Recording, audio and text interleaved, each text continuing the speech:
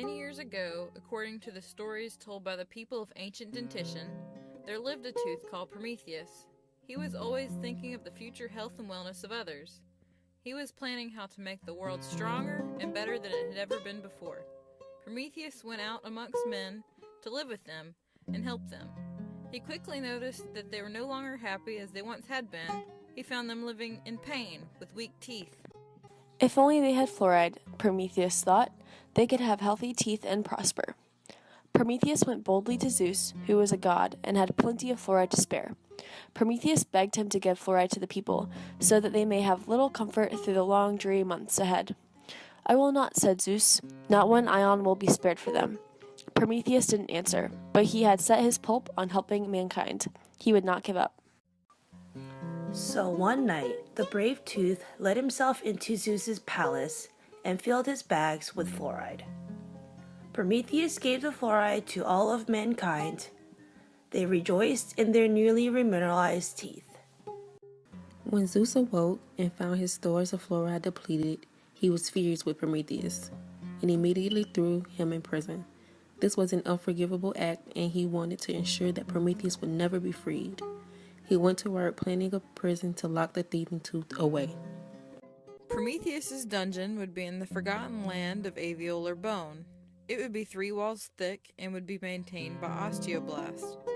One layer would be cortical stone, which would be a layer of compact stone on the front and back surfaces of the prison. The second layer would be trabecular stone, filled with stone marrow, and the third layer would be cribiform plate. This layer would form the actual wall of the tooth's dungeon. Zeus had an idea to cement chains directly to Prometheus. The cement would be made from cementoblast. He worked long and hard to create the strongest chains of fibroblast in all of the periodontium.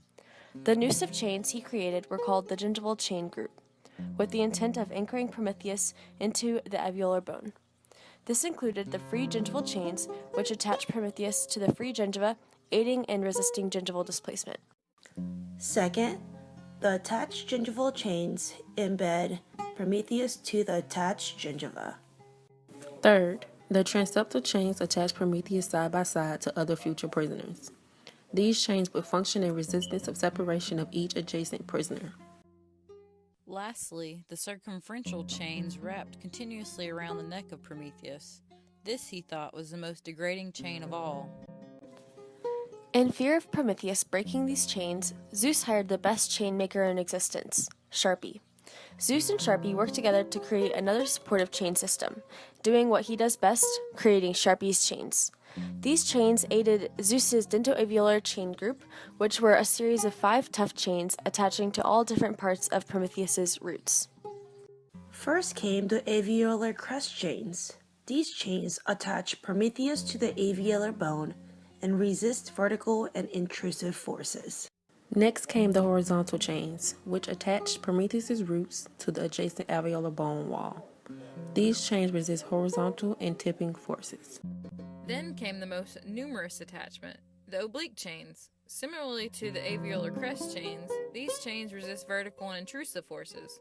Oblique chains simply attach to a different spot. These chains connect from the apical 1/3 of Prometheus's roots to the adjacent alveolar bone wall. Apical chains follow the oblique chains, rising from Prometheus to the bone. These chains aid in the resistance of vertical forces and are located at the bottom of Prometheus's roots. Lastly, interreticular chains were formed.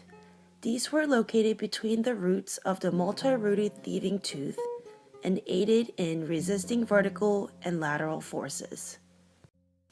Now that Zeus had his perfect dungeon, he needed a perfect punishment.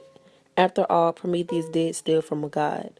Zeus rained down sugar on the little tooth day and night, knowing that it would make him delicious to creatures that would eat up upon him. He then ordered his pet birds, Calculus and Plaque, to torment the tooth. They pecked away at this enamel all the way down to his dentin, hurting Prometheus. The tooth longed for someone to help him. He knew he would be a dead tooth soon if they got all the way down to his pulp. One day, he had a surprise visitor. Hercules, RDH, swept in to help him. She worked hard, removing the birds, Plaque and Calculus, and restoring him back to health. The RDH gave the tooth great advice on oral hygiene, along with a lifetime supply of toothbrushes, dental floss, and all of the travel toothpaste a little tooth could desire. She also taught him one of the coolest facts of all. Much to Zeus's dismay, dentin is reparative and regenerates. The tooth would be okay after all.